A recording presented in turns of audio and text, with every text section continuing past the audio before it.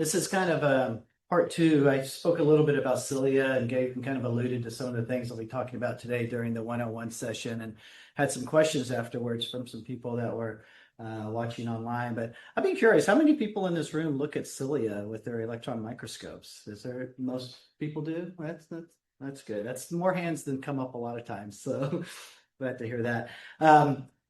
Hopefully, you know that there's been, well, let me just, there's been it's towards the end of last year, the European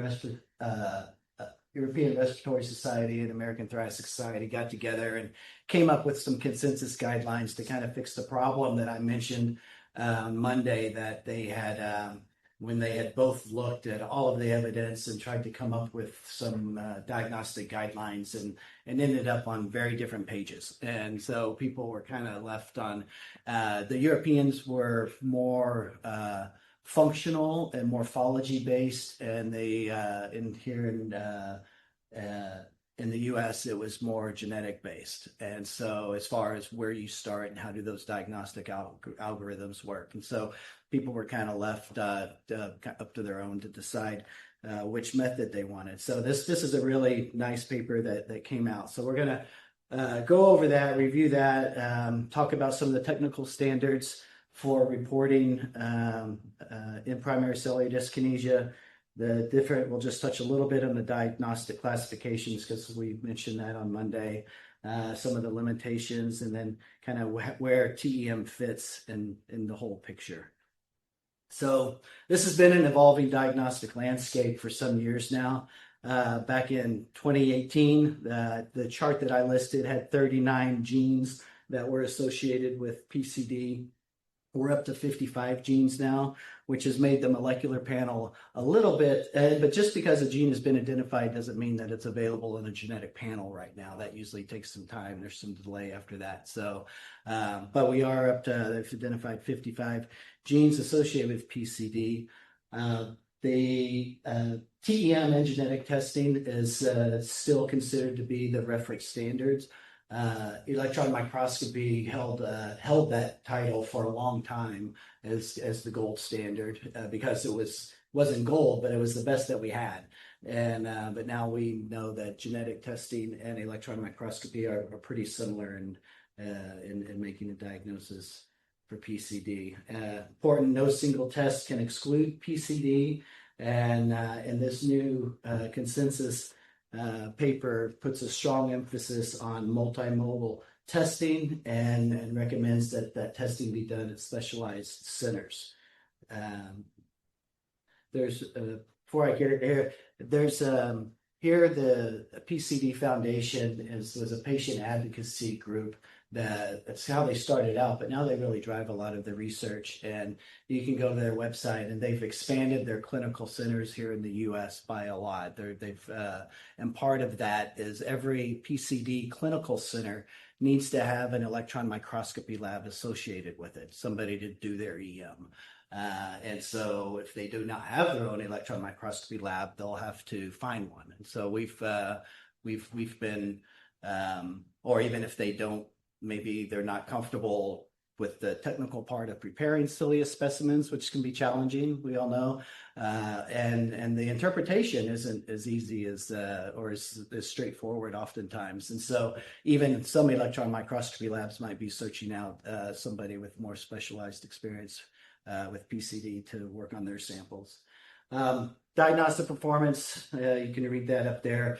The sensitivity, I think it's important to note that the 70 to 79% sensitivity isn't great for electron microscopy, but that's not a failure of the technique. That's really just the biology that we talked about, how some cilia from patients with PCD are structurally normal. They just look that way. It's not a limitation of the technique not being able to find the defect. It's just that there's no defect to be found in those cases.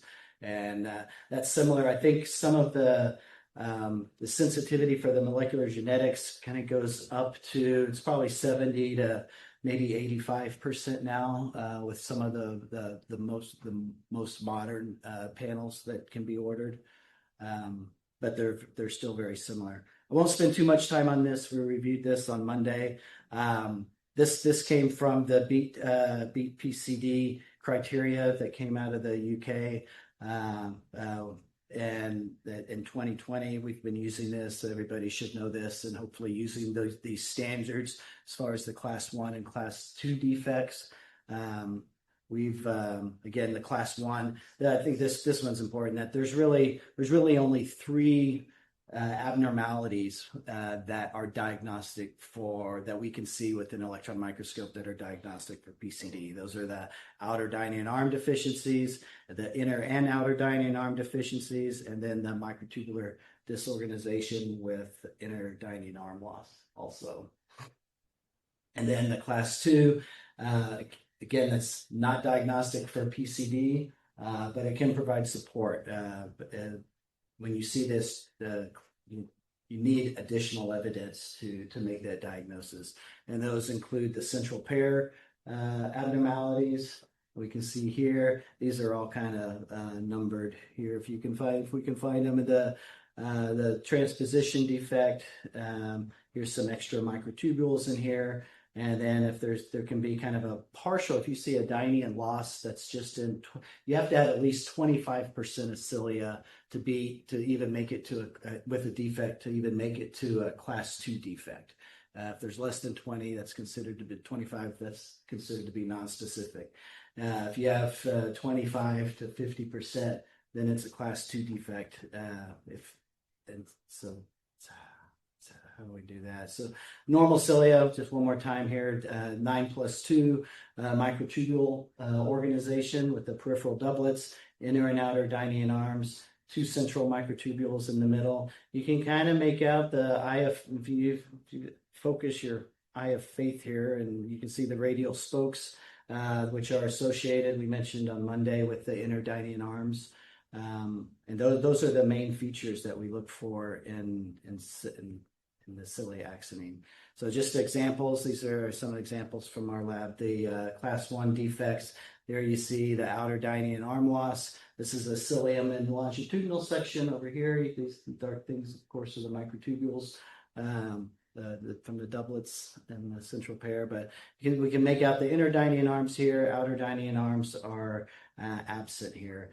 This is the most common cause of PCD is the outer dynein arm loss. And it's you can see these are the genes it's associated with. If you see this again in 25 to 50%, even if cilia, this kind of morphology, that would be a class 2 defect. You have to have a majority of the cilia that you look at with the same defect. Combined inner and outer dynein arm loss, same thing, except we're also missing the inner dynein arms here.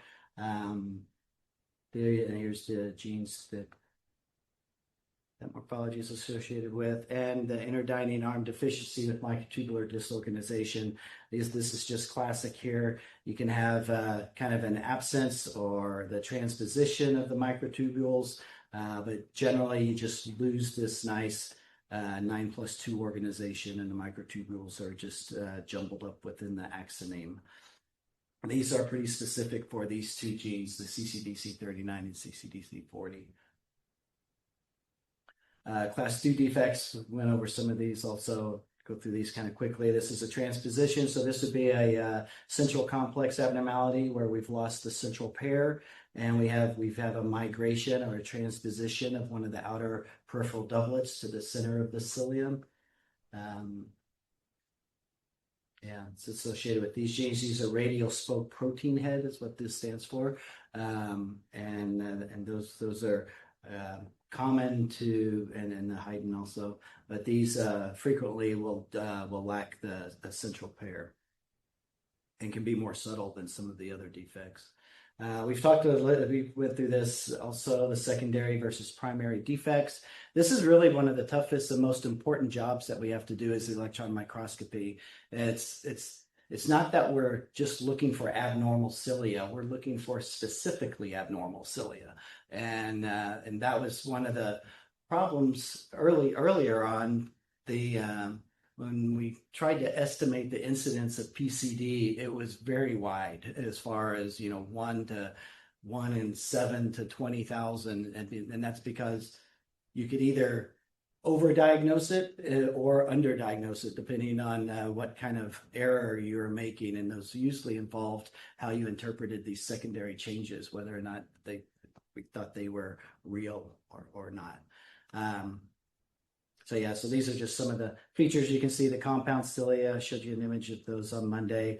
Extratubules within the acromion, membrane blebs. Some different things can happen there. Sometimes the cilia get real swollen, and sometimes they're just absent.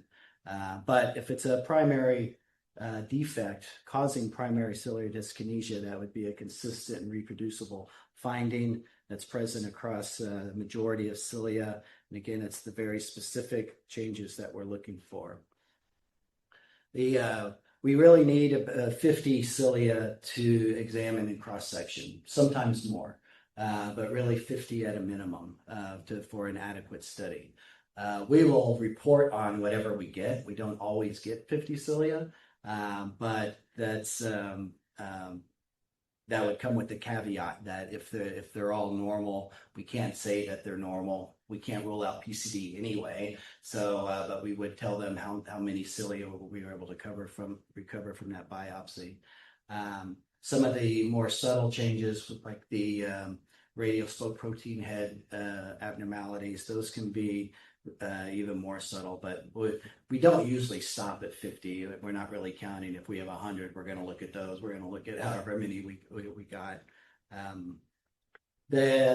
We like to, we often don't have a lot of say in this, but the patients should be sampled. The biopsy should be obtained at a period of general well-being, and not when they're sick and inflamed. And like I mentioned on Monday, that's kind of an unfair ask, because these patients, if they have PCD, are chronically ill, and inflamed and infected. So that can be difficult, but sometimes we can, and you can identify that usually with the biopsy that you're looking at. But that's what we encourage the clinicians to at least try to sample a site that's not as inflamed or not as infected.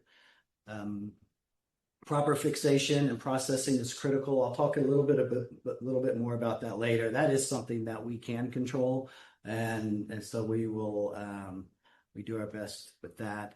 Yeah, we can read those. So these are what we've been kind of directed to include in every EM report. And this has changed a couple times over the years, and we've adapted our reports to include all of these elements. One is the sample adequacy, the number of cilia that you have to examine, presence or absence of the class 1 or class 2 defects, what kind of secondary changes might you be seeing, and then a clear kind of diagnostic conclusion based on all of that. And oftentimes we're kind of left in a place where we really would like to take another look, maybe from another site at another time, to demonstrate either the universality or permanence of what we're seeing.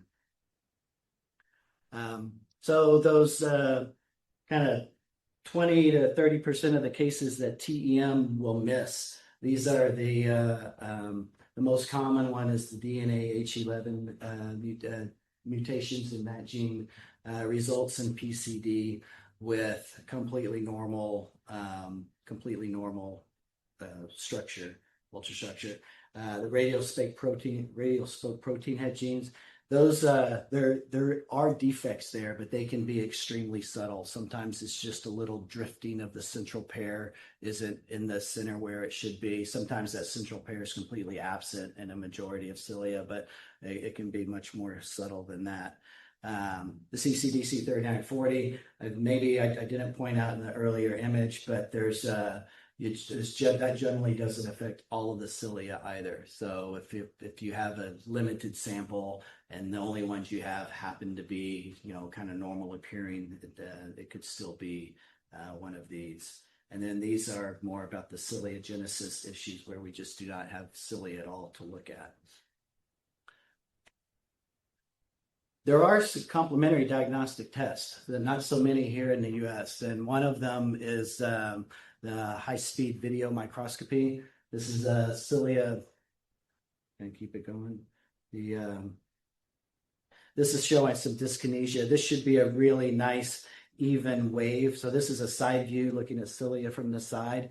This is filmed at 300 frames per second, and then the video is being played back at 50 frames per second, so you can actually see it. They would be moving much, much faster if we were doing it. There's software that can evaluate this beat frequency and this beat pattern, and that will give you a range on how that if the cilia are within normal range.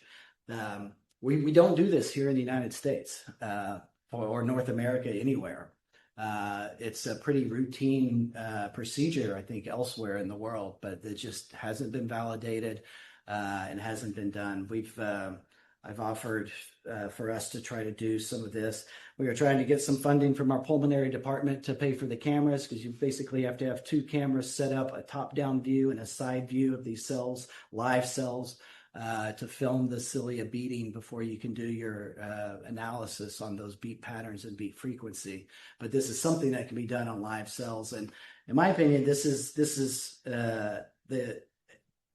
what we want to know: are the cilia beating properly and in the right order? And that's going to ultimately what the question is.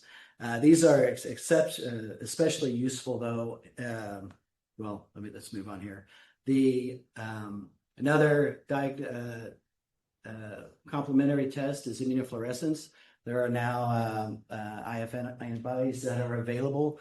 And what you see over here on the normal, here we have the nuclei of these epithelial cells. The microtubules are stained, are green, and the dynein is red. And so this would be normal. When you combine those together, you get that yellow color. Over here, this would be an outer dynein arm defect where there's no red. And so this test is especially helpful whenever you have a class 2 defect by TEM, or maybe just a single mutation in a PCD gene through the genetic testing. Again, this is, I believe, the Mayo group is working on this right now. They've just begun that, from what I understand. So that may be something that's available. But again, this is something that's done very routinely in other parts of the world. But we're a little slow catching up on some of these other techniques. And in fact, if you notice, this is from Dr. Omran's lab. He's in I think he's in Munich. And then the other video came from the UK. That's where they're mainly doing these other kind of techniques. The third and probably the most useful complementary test is the nasal nitric oxide testing. The main problem with that is that it's age restricted.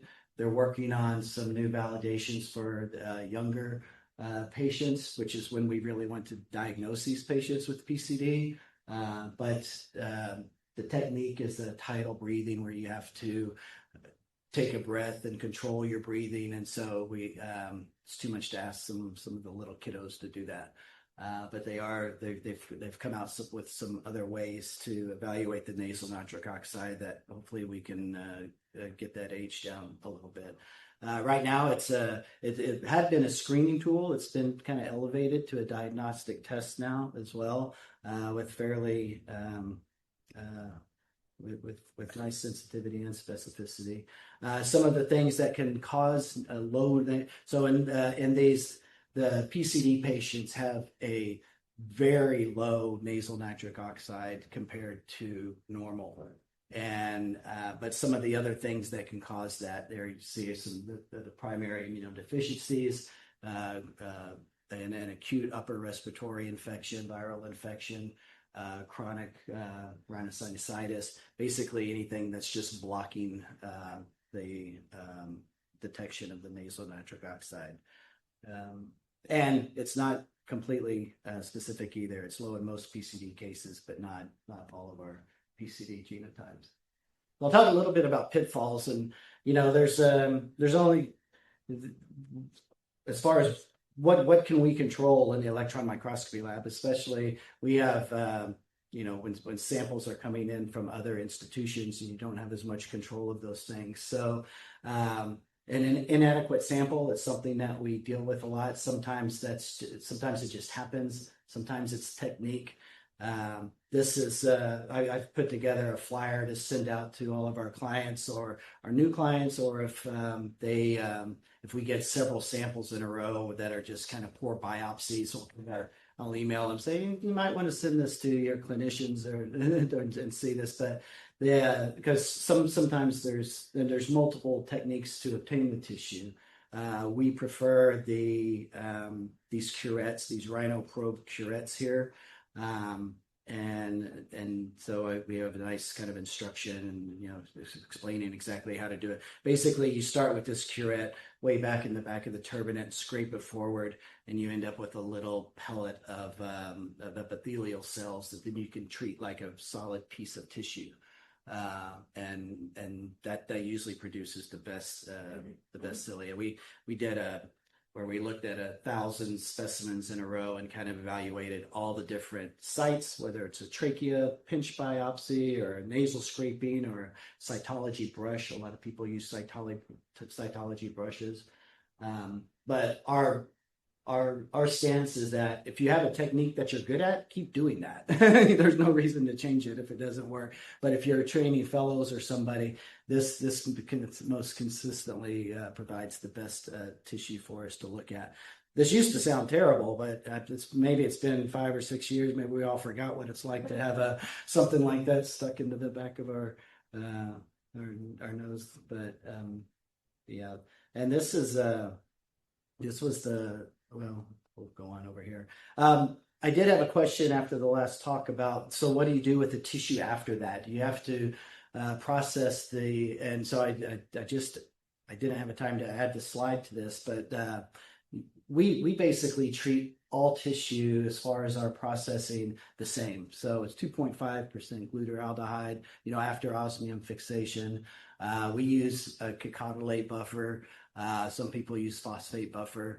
I don't think that matters too much. We don't do anything different for our cilias than we do for our kidneys or livers or anything, just process them the same. So if you have a good procedure in your EM lab that works good, it's probably going to work fine for cilia as well. I think the biggest key is not to mix buffers. If you're receiving samples from outside, I'll always make sure or ask if they use a phosphate buffer glutaraldehyde, if that's what they're sending us, or if it's cacodylate. And if it doesn't match up with the buffer that we use in the rest of the processing, then we'll send them our own fixative seems like when you mix, maybe you guys have experienced this also, if you have a phosphate buffer glutaraldehyde and then you're processing with cacodylate buffer, you get a lot of precipitate, a lot of holes. Doesn't necessarily change the fixation, but it can, those holes always end up in the wrong places, So that's the only kind of caveat I would say about the processing. Some of the other pitfalls, again, we mentioned the timing. We like for the patients to be as healthy as possible post-infection whenever they obtain the biopsy. Got that a little off. Sorry about that. Misinterpreting secondary changes, overinterpreting secondary changes. That's something that with just some experience and education, we can eliminate that pitfall. Missing the subtle class 2 defects. Those are pretty obvious. I think how to fix that. Just be very careful examining the sample. Make sure you have enough cilia to look at. And then overinterpreting the isolated inner dining arm defects. I think this is important and happens far too often. That there still has not been. I'm still waiting for the day, but it hasn't happened yet where they've identified a mutation that causes only an inner dining arm loss. That's just not. It's not a thing. If the inner dining arms are absent, that's when you get the microtubular disorganization. And so we very, very rarely even comment on the presence or absence of inner dining arms unless there's also the disorganization. And so that's a major pitfall. And it's just hard because you know they should be there and everything else looks great. The outer dining arms might be perfect. The microtubulars are, the doublets, you can see everything is stained perfect. And you just know that those inner dining arms should be there, but they're not. It's just, you can't call that PCD without the disorganization.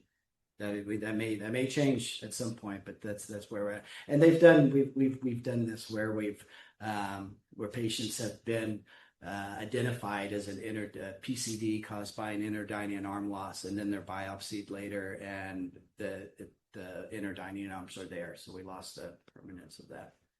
So where does TEM fit in here? The typical diagnostic pathway. There's I think I went over on Monday, a very kind of strict clinical suspicion that's age-based. Chronic wet cough, year-round wet cough, the upper and lower airway disease. Laterality defects are associated. About 50% of patients have laterality defects. I think I've probably told the story to all of you before.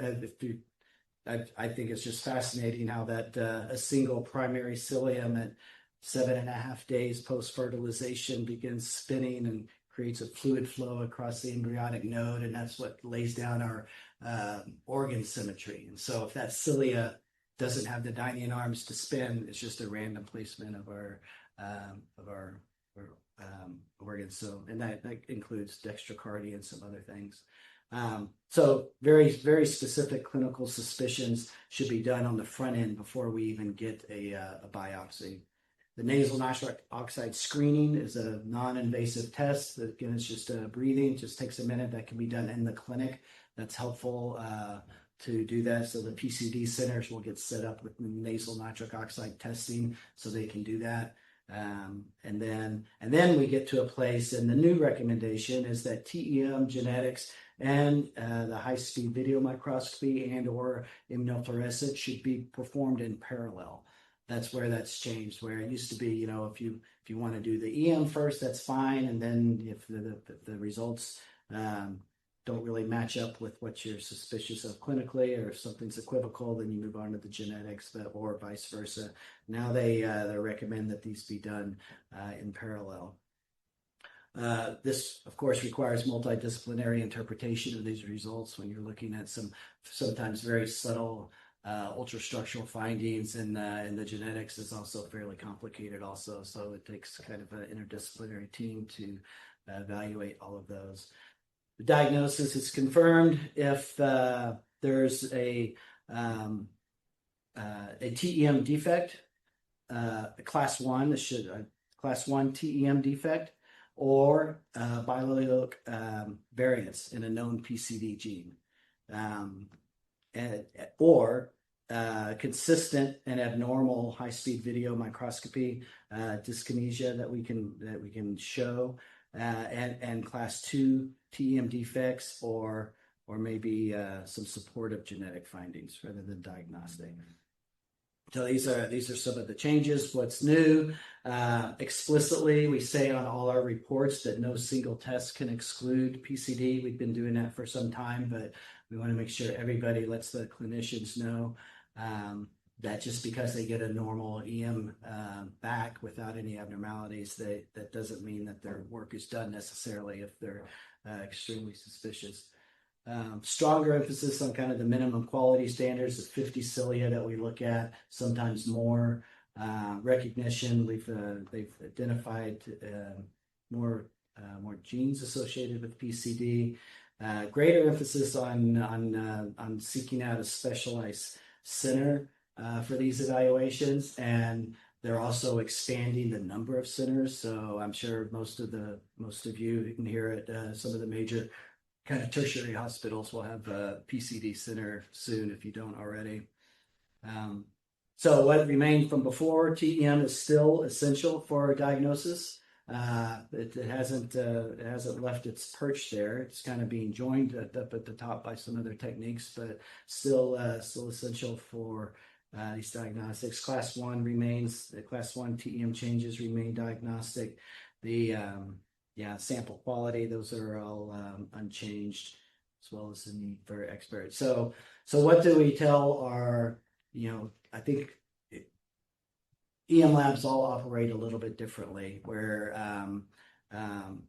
whether you're just taking the pictures and sending the pictures to a clinician or to a pathologist, or if you're writing a report, what do you tell the electron microscopist? Well, you got to start by using the PCD terminology of the class 1 and class 2 defects in all your reports. Document the sample adequacy, distinguish primary from secondary, basically everything that was in that report, as well as, the more of these you look at, the better you get, better you get at it. And then we communicate with our clinical team quite a bit as far when they send something down, to really, you can usually get a lot of information from the charts, but picking up the phone and calling the pulmonologist or the ENT clinic and, just saying, really how suspicious are you for PCD on this can be really, really helpful in these cases. So summary, again, TEM is essential, but it's now one component of a multimodal diagnosis. The specificity is excellent. Sensitivity is limited, however, as about 20 to 30% of these patients will have normal EM. Use the PCD classifications.